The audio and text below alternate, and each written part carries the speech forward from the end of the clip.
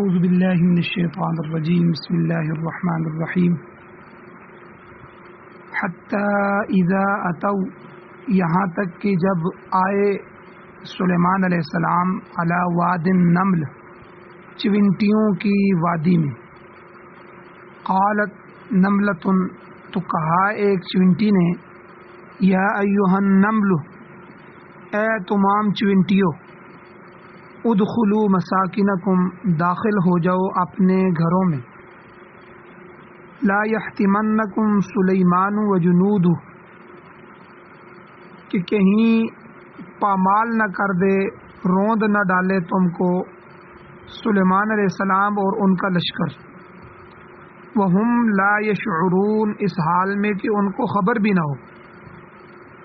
فتبسم ضاحکا، پس مسکرائے سلیمان علیہ السلام اور مسکرا کر ہنس پڑے.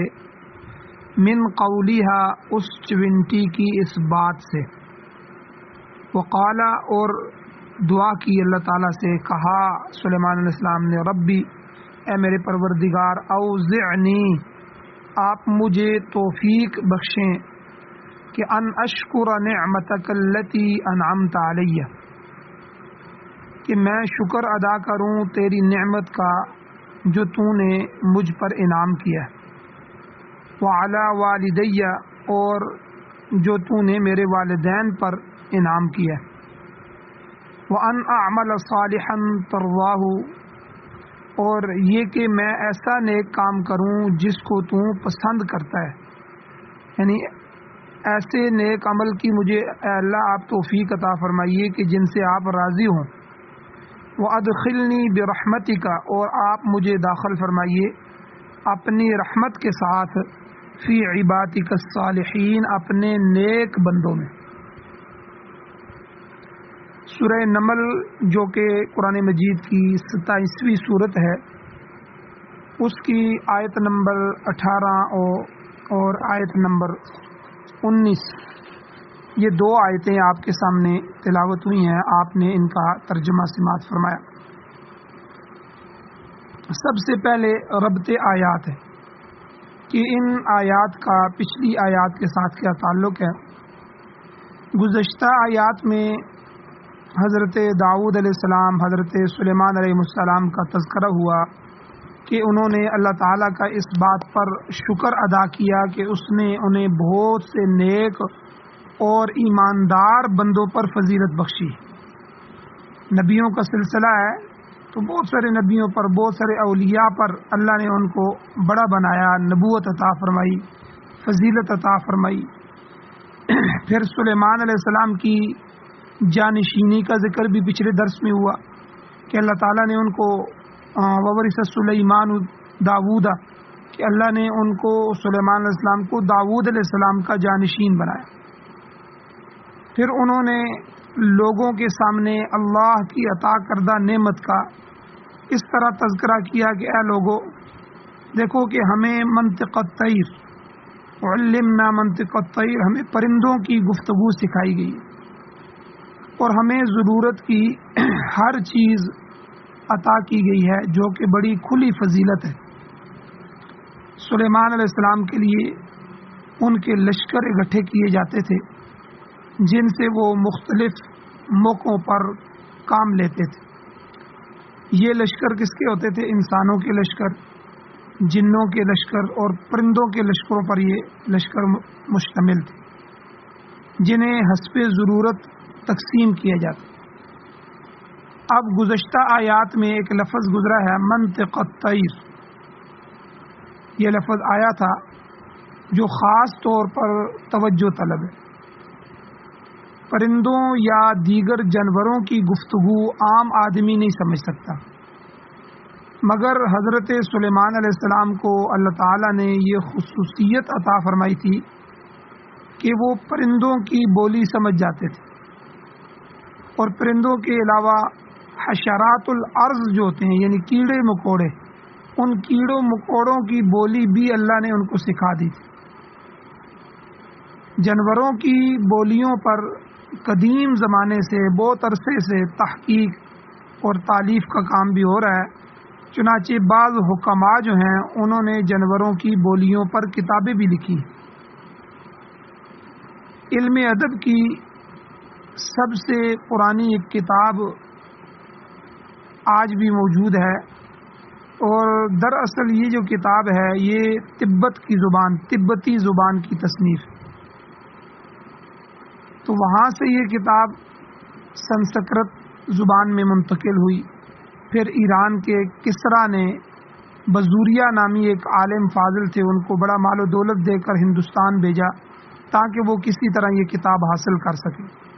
کہتے ہیں کہ کسرا نے سونے کے 20 خچر لاد کر دیے تھے اور کچھ آدمی بھی ساتھ بھیجے تھے۔ بہرحال وہ شخص کئی سال تک ہندوستان میں مقیم رہا اور بالآخر یہ کتاب جو تھی یہ جانوروں پر لکھی گئی، یہ حاصل کرنے میں کامیاب ہو گئی۔ اس نے کتاب کو نقل کیا اور پھر واپس جا کر اسے فارسی زبان میں منتقل کیا۔ کہتے ہیں کہ جب وہ شخص واپس ایران پہنچا تو کسرا نے اس کا پرتپاک بہت ہی بہترین طریقے سے خیر مقدم کیا۔ اس کے اس علمی کارنامے کے صلے میں اسے تخت پر بٹھایا اور اس کے سر پر تاج رکھا۔ پھر اس کے بعد منشی عبداللہ ابن مقفع انہوں نے بنو امیہ یا بنو عباس کے دور میں اس کتاب کا عربی ترجمہ کیا۔ آج کل یہ کتاب عربی ادب کے کورس میں شامل بھی ہے اور باقاعدہ پڑھائی جاتی ہے۔ اس کے بعد اس کے کتاب کے جو ترجمے ہوئے ہیں وہ انگریزی، فرانسیسی، جرمنی، روسی اور دیگر زبانوں میں بھی ہوئے ہیں۔ کہنے کا مقصد یہ ہے کہ اس کتاب میں جانوروں کی زبان سے علم و حکمت اور نصیحت کی باتیں بیان کی گئی۔ یہ باتیں بندروں، گیدڑوں، ریچھ اور شیروں اور ہاتھیوں وغیرہ سے منسوب کی گئی۔ تو دوسری صدی ہجری میں امام جاحظ رحمہ اللہ انہوں نے علم الحیوان کے نام سے ایک کتاب لکھی ہے، 7 جلدوں پر مشتمل۔ اس ضخیم کتاب میں حیوانات سے متعلق بہت سی مفید معلومات ملتی ہیں۔ یہ جو مصنف تھے امام جاحظ، یہ امام ابو حنیفہ رحمہ اللہ کے ہم اثر تھے، لیکن یہ معتزلہ فکر رکھتا تھا۔ تو اسی طرح 6 یا 7ویں صدی ہجری میں امام دمیری رحمۃ اللہ علیہ نے دمیر کے ہیں دمیری، انہوں نے حیات الحیوان کے نام پر کتاب لکھی، جس میں جانوروں سے متعلق بہت سی معلومات جمع کر دی گئی ہیں۔ آج بھی بڑی 2 جلدوں پر مشتمل یہ کتاب علماء کے مکتبے میں موجود ہوتی ہے، حیات الحیوان۔ اس میں جانوروں سے متعلق حلال اور حرام ہونے کے احکام بھی اور کسی جانور کے خواب میں نظر آنے کا ذکر بھی کیا گیا ہے۔ اسی طرح ایک امام گزرے ہیں امام قزوینی رحمۃ اللہ علیہ، انہوں نے عجائب المخلوقات کے نام سے کتاب لکھی، اس میں بھی جانوروں سے متعلق بہت مفید معلومات۔ اور اس طرح حضرت شیخ عطار رحمۃ اللہ علیہ 6 7ویں صدی ہجری کے بزرگ گزرے ہیں، جو تاتاریوں کے ہاتھوں پر شہید ہوئے۔ ان کی مشہور کتاب منطق الطیر کے نام سے ہی ہے، جو فارسی زبان میں انہوں نے پرندوں کی زبانی جو تصوف کی بڑی گہری باتیں ہیں وہ ذکر کی۔ تو اس کے بعد بھی حیوانات کے علم نے بڑی ترقی کی ہے، خاص طور پر موجودہ زمانے میں جو علم حیوانات ہے اس میں بڑے تجربات ہوئے، اور دیگر علوم کی طرح یہ علم بھی بہت پھیلا ہے اور انتہائی بلندیوں تک پہنچا ہے۔ تو بہرحال اللہ تعالیٰ نے قرآن مجید کے اس مقام پر چونٹیوں کا ذکر کیا کہ چونٹیاں چھوٹی بھی ہوتی ہیں اور بڑی بھی ہوتی ہیں۔ چھوٹی چونٹی ذرہ تو بعض خصوصیات کی بنا پر وہ ضرب المثل بھی بن چکی ہے۔ ان چونٹیوں کے بارے میں جدید دور کے سائنسدانوں نے بڑی تحقیق کی ہے۔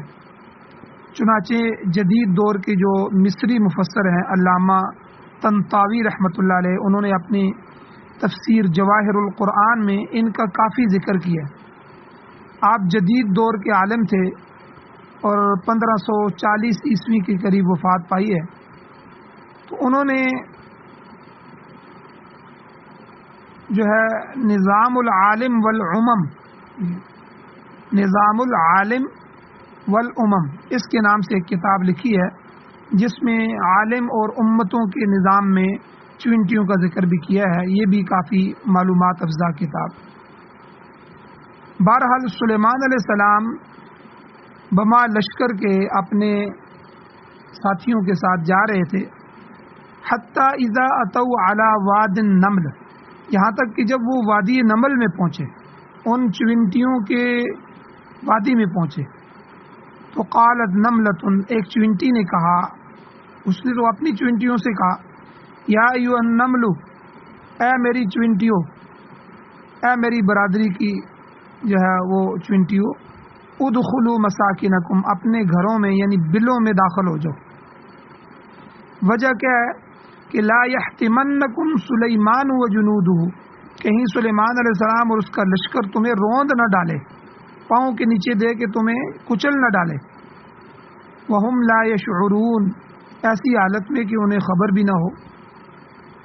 ظاہر بات ہے انسان کو اس بات کا پتہ بھی نہیں چلتا، اور لشکر ہو اور اس لشکر میں گھوڑے ہوں، آدمی ہوں، چل رہے ہوں، تو کتنی چونٹیاں پاؤں کے نیچے آ کے پامال ہو جائیں گی، جو ہے دب جائیں گی، مر جائیں گی۔ تو اس چونٹی نے اپنی چونٹی کی خیر خواہی کی، تو اللہ تعالیٰ کو یہ خیر خواہی اپنی برادری کی، اپنے لوگوں کی اتنی پسند آئی کہ اللہ نے اس واقعے کو قرآن مجید میں ذکر فرمایا۔ آج بھی جو انسان انسانوں کی خیر خواہی کرتا ہے، اپنی برادری خاندان کی خیر خواہی کرتا ہے، اللہ تعالیٰ اس کو بہت زیادہ نوازتے ہیں۔ تو آج کے زمانے میں خیر خواہی ختم ہو گئی ہے، کوئی کسی کا خیر خواہ نہیں ہے۔ ہاں، شر پھیل گیا ہے، ہر بندہ، ہر دوسرا چوتھا بندہ دوسرے چوتھے بندے کو نقصان پہنچانے کی کوشش کرے۔ تو بہرحال بعض جدید دور کے نام نہاد مفکرین نمل کو چونٹی نہیں مانتے، بلکہ کہتے ہیں نمل ایک قبیلہ تھا جہاں سے سلیمان علیہ السلام کا گزر ہوا تھا۔ تو دراصل یہ نہ ماننا کیوں تھا؟ یہ لوگ معجزات کے منکر ہیں، جس طرح سر سید احمد خان اور یہ لوگ نیچری کہلاتے ہیں، جو کہتے ہیں جی نیچر ہی سب کچھ ہے، قدرت خود بخود ایک نظام چل رہا ہے۔ تو یہ نیچری لوگ ہیں، تو یہ معجزات کو نہیں مانتے، کہتے ہیں ایسا ہو ہی نہیں سکتا، عقل نہیں مانتی اس کو۔ حالانکہ جو معجزہ ہوتا ہے عقل اس کو نہیں مانتی، واقعتاً وہ عام مشاہدے کے حساب سے کبھی ہوا نہیں ہوتا یا ایسا ہو نہیں سکتا، لیکن اللہ تعالیٰ اس کو کرتے ہیں۔ یہی تو اللہ کی قدرت ہے کہ پیغمبر کے ہاتھ پہ اللہ اس چیز کا جو ہے وہ اعجاز پیدا کرتے ہیں، اسی کو تو معجزہ کہتے ہیں۔ تو بہرحال یہ لوگ معجزات کے منکر ہیں۔ تو چونکہ اللہ تعالیٰ نے چونٹی کی آواز معجزانہ طور پر سلیمان علیہ السلام کو سنوا دی تھی، اس لیے ایسے لوگ اس کا انکار کرتے ہیں۔ اس سے چونٹیوں کا کوئی قبیلہ تو مراد ہو سکتا ہے، مگر انسانوں کا قبیلہ ہرگز مراد نہیں ہو سکتا۔ اللہ تعالیٰ نے جس طرح سلیمان علیہ السلام کو بے مثال حکومت عطا فرمائی تھی، جنات پر، پرندوں پر، انسانوں پر، یہ ساری مخلوقات، جنات، پرندے، چرندے، انسان، یہ ان کے ماتحت کر دیے تھے۔ ہواؤں کو اللہ تعالیٰ نے تسخیر کر دیا تھا۔ اسی طرح یہ چونٹی کا معجزہ بھی ظاہر کر دیا کہ اس نے اپنے ہم قوم چونٹیوں کو ان کی تباہی سے خبردار کیا۔ تو سلیمان علیہ السلام فوراً اس کی بات کو سمجھ گئے، اور پہلے بھی صاف بیان ہو چکا ہے کہ اللہ نے آپ کو منطق الطیر، علمنا منطق الطیر، یعنی پرندوں کی بولیاں بھی سکھا دی تھی۔ تو ایسی حالت میں آپ کا چونٹی کی بات کو سن لینا اور سمجھ لینا یہ کوئی عجیب بات نہیں۔ بہرحال مفسرین بیان کرتے ہیں کہ وَهُمْ لَا يَشْعُرُونَ، یہ جو ہے چونٹی نے یہ جو جملہ کہا، اللہ نے اس کو قرآن مجید میں ذکر فرمایا، تو اس جملے سے ایک بہت بڑا مسئلہ حل ہو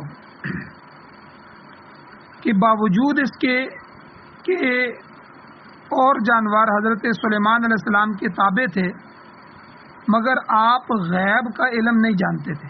یاد رکھیں، پیغمبر غیب کا علم نہیں جانتا۔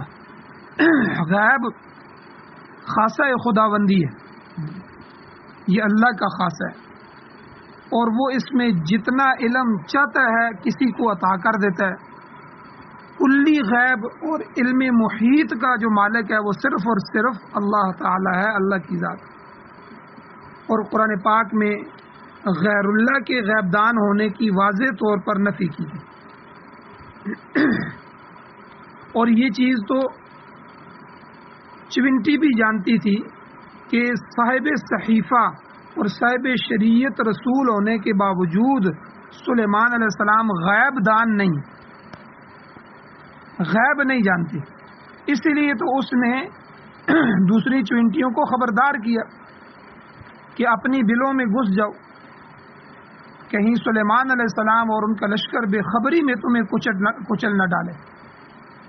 تو مفسرین اکرام یہاں یہ بھی فرماتے ہیں کہ سلیمان علیہ السلام کو جو لشکر تھا وہ بڑا معذب لشکر تھا، لہذا ان کی طرف سے قصداً جان بوجھ کر کمزور مخلوق کو روند ڈالنے کی توقع نہیں کی جا سکتی تھی۔ آپ کا لشکر کوئی ایسا لشکر نہیں تھا جس طرح آج کل کے کئی لشکر جو وحشیانہ طور پر ہر سامنے آنے والی چیز کو تباہ کر دیتے ہیں، جیسے امریکہ اور برطانیہ کہ جس طرح انہوں نے جو ہے عراق کے اندر 25 لاکھ مسلمانوں کا خون بہا دیا، اور لیبیا کو انہوں نے تباہ کیا اور خانہ جنگی میں دھکیل دیا اور لاکھوں لوگ وہاں شہید ہو گئے۔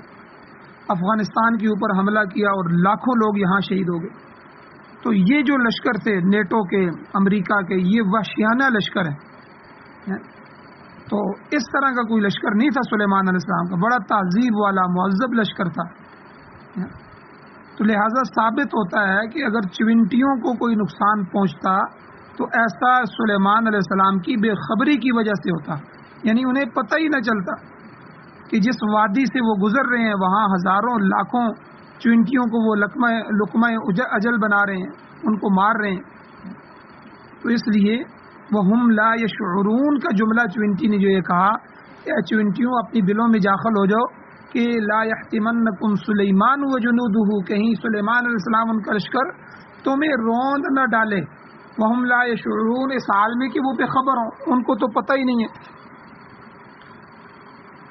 تو بہرحال عربی زبان میں نملہ کا لفظ مذکر اور مؤنث دونوں جنسوں پر بولا جاتا ہے۔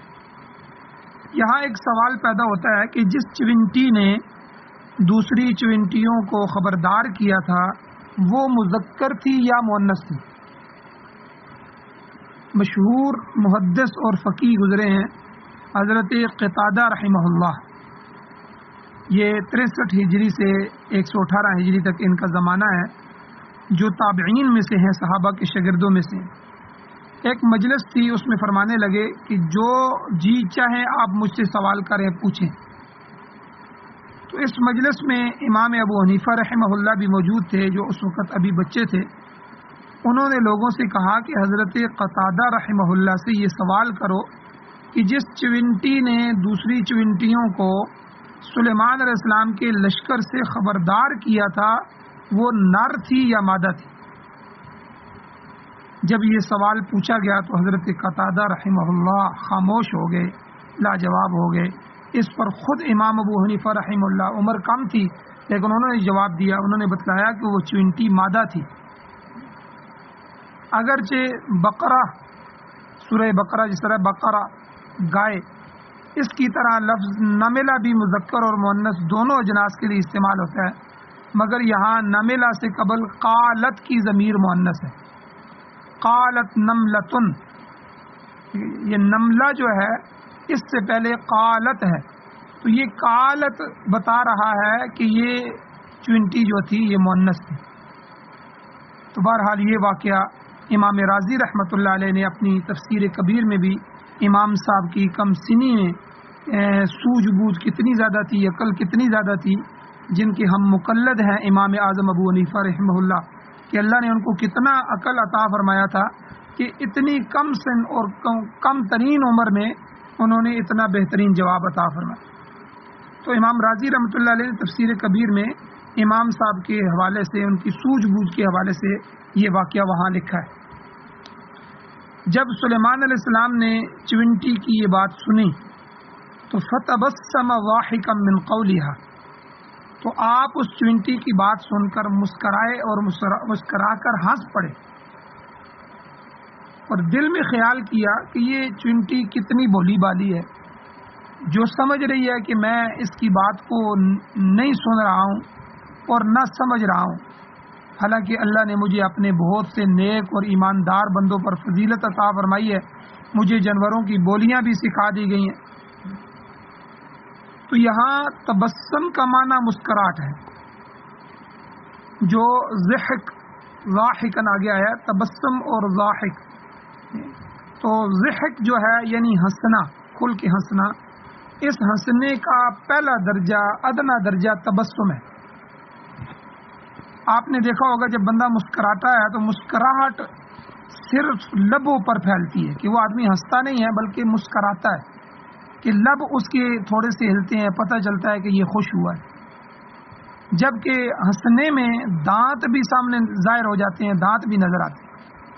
البتہ اس سے اگلا درجہ ہوتا ہے کہکا لگانا، کہکا زور سے ہنسنے کو کہتے ہیں، جو کہ پسندیدہ نہیں ہے شریعت میں، یہ شریعت میں کوئی اچھا فعل، پسندیدہ فعل نہیں ہے۔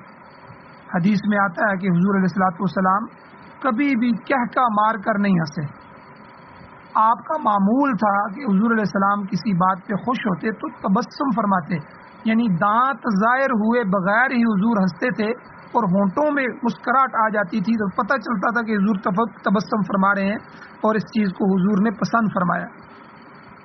تو یا زیادہ سے زیادہ کسی بات پہ ہنسی آ جاتی تو حضور علیہ السلام ضحک فرماتے تھے، ضاحکن، یعنی حضور علیہ السلام کے دندان مبارک بھی سامنے نظر آنا شروع ہو جاتے، لیکن حضور نے زندگی میں کہکا نہیں لگایا، یعنی منہ اتنا کھول دے بندہ اندر سے گلا بھی نظر آ رہا ہو اور بالکل سارے دانت باہر آ جائیں اور کھلکھلا کے ہنس رہا ہو اور 10 بندے سن رہے ہوں۔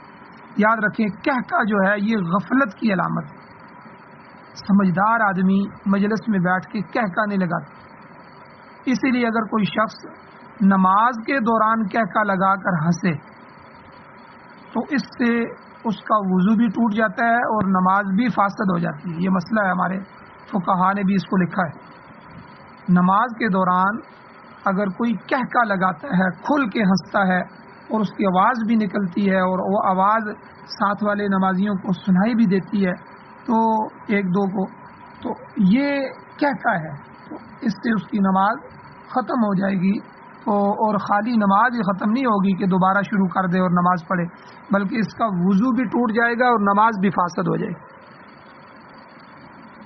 بہرحال چونٹی جو ہے یہ بڑی ذہین مخلوق ہے، اللہ نے ایک درجے تک اس کو بڑا شعور عطا کیا ہے۔ علم الحیوانات جو ہیں ان کے ماہرین جو ہیں انہوں نے بڑے بڑے تجربات کیے ہیں اور تجربات کر کے اس مخلوق کے بارے میں بہت سی معلومات حاصل کی۔ مثلا انسانوں کی طرح چونٹیوں کے بھی خاندان ہوتے ہیں، قبیلے ہوتی ہیں اور ان کی گوتیں ہوتی ہیں، گوت کہتے ہیں آگے اس جو لڑی کو جو قبیلے سے آگے نکل رہی ہوتی ہے۔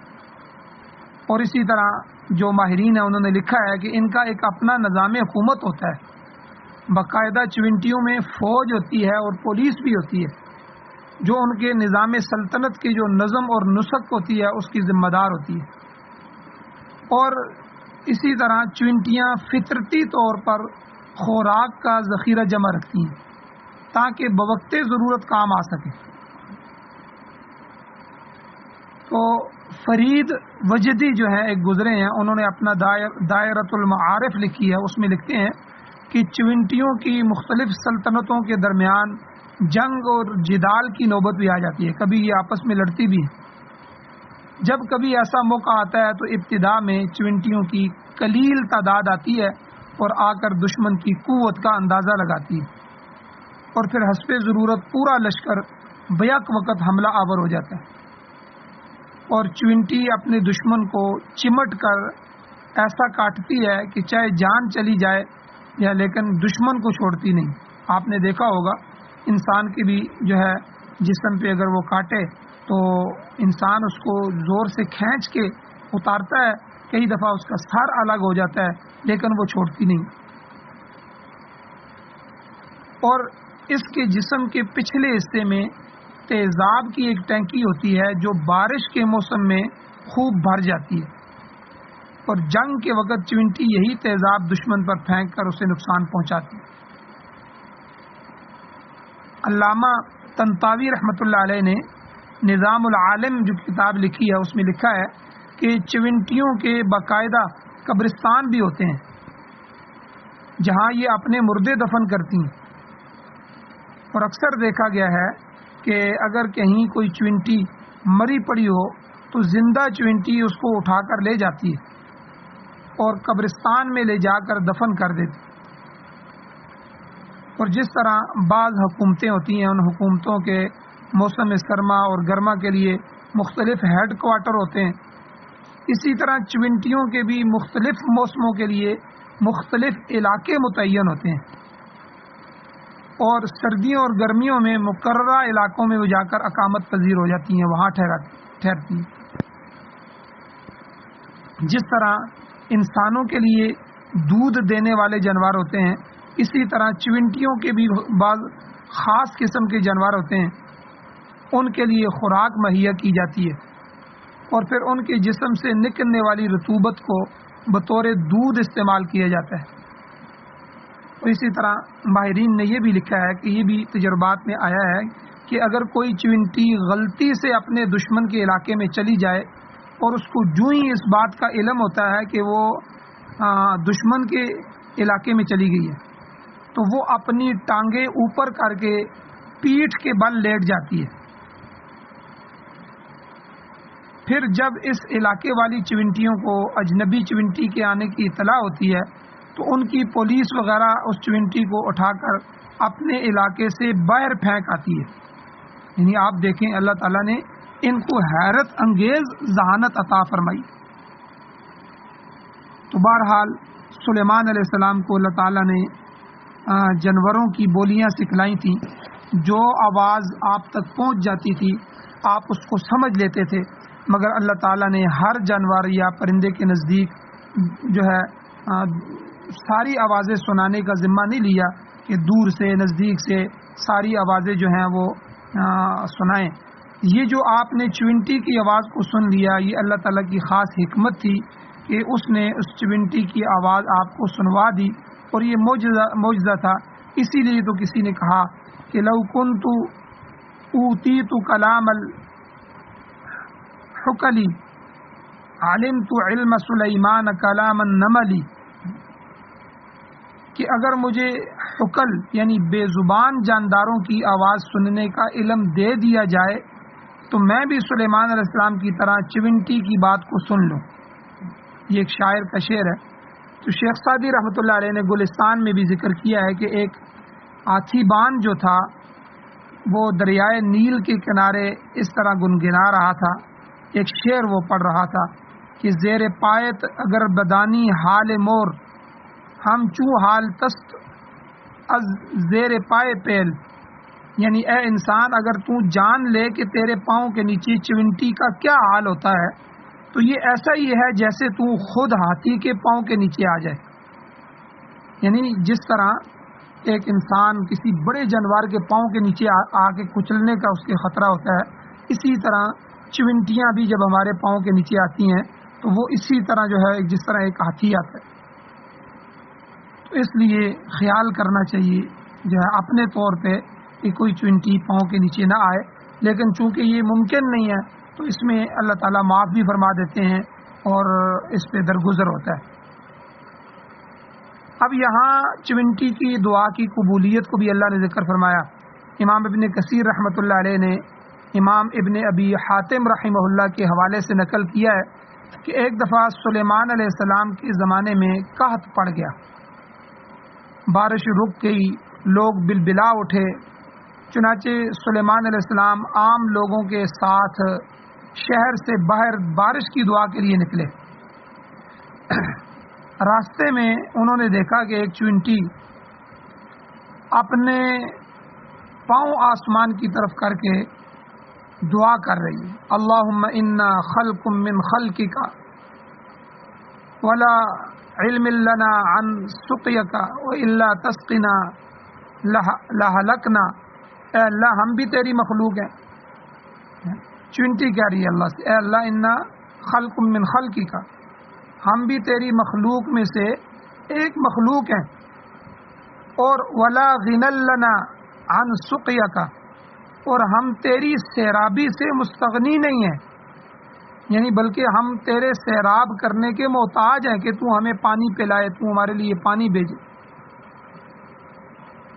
اور وَإِلَّا تَسْقِنَا لَهَلَكْنَا، اے اللہ اگر آپ ہمیں پانی نہیں پلائیں گے تو ہم ہلاک ہو جائیں گے.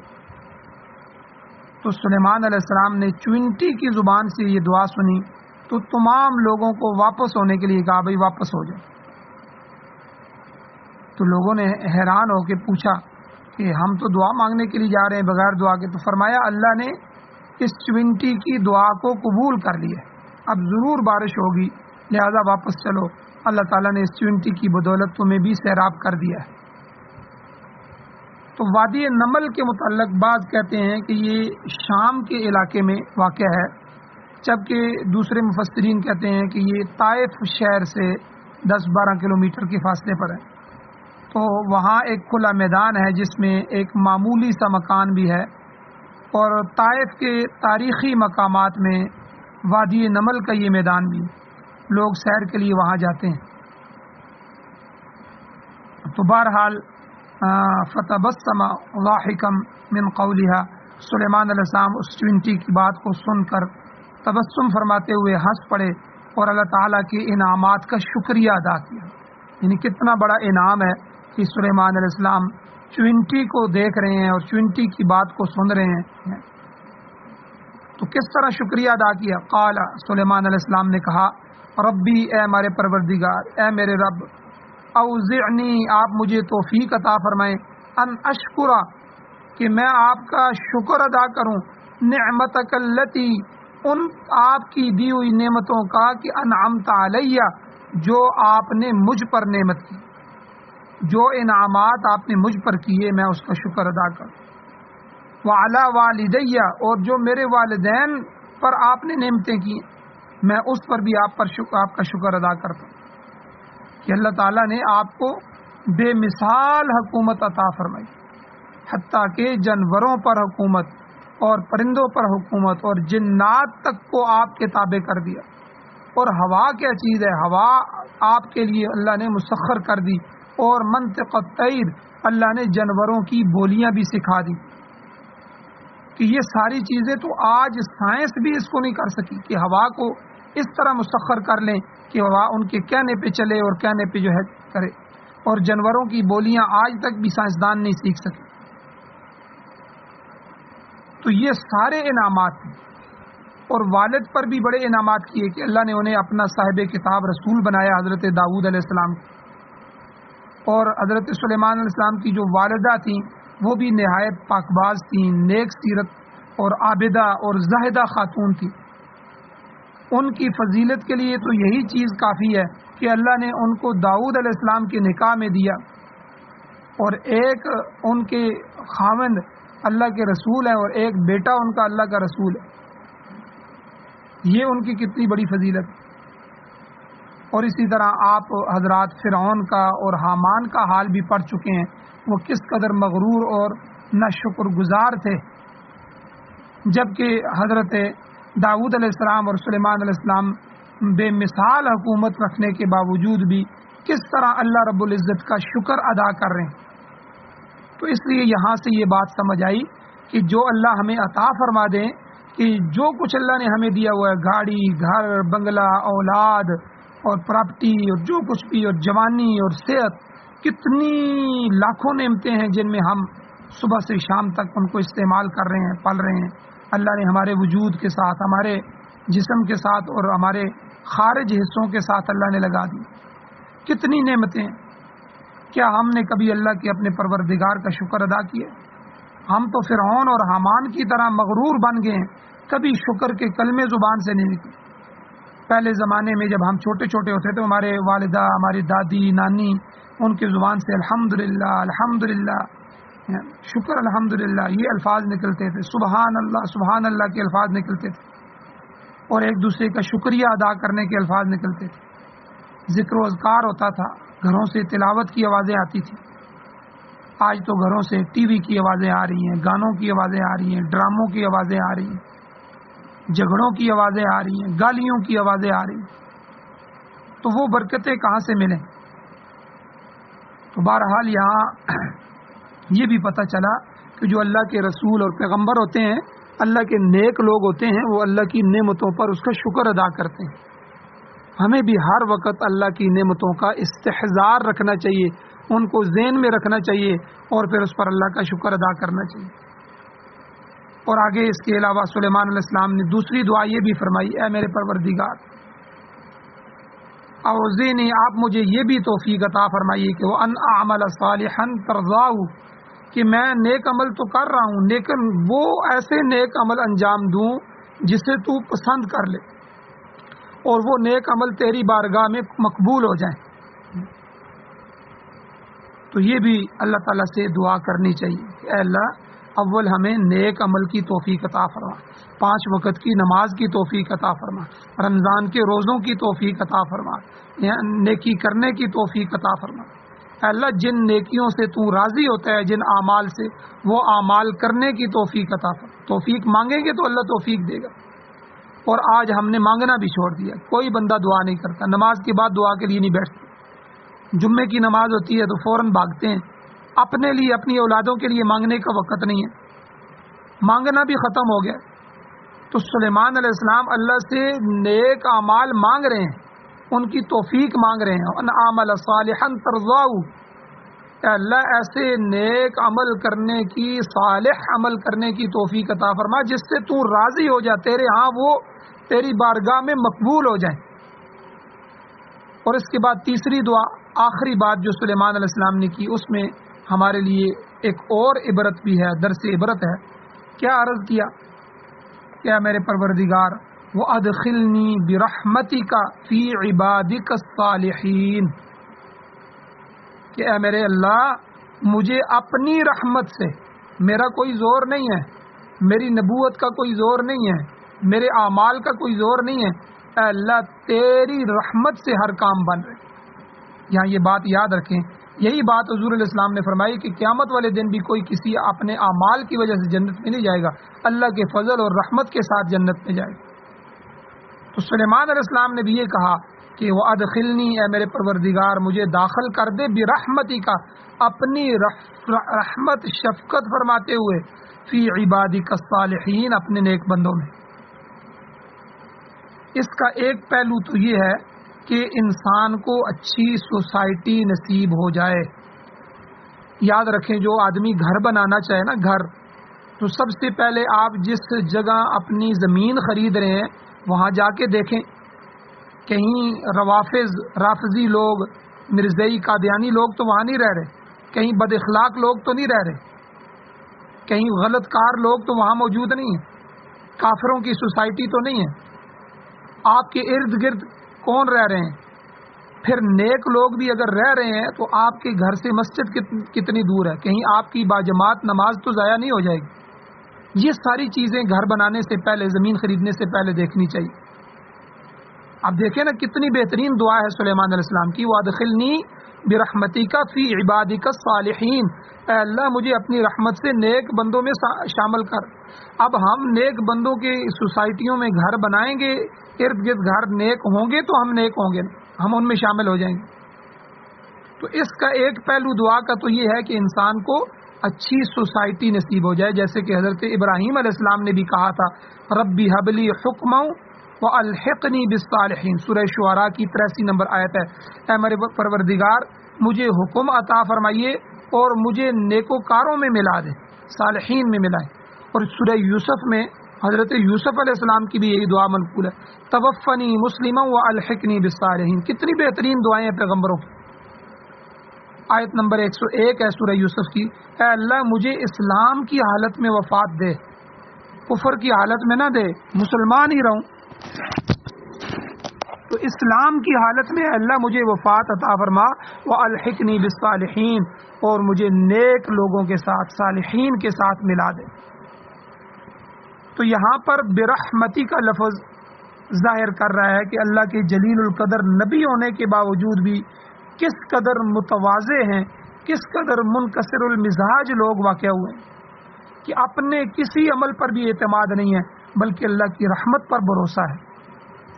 جب اللہ کا پاک نبی اللہ کی رحمت کا جو طلبگار ہوتا ہے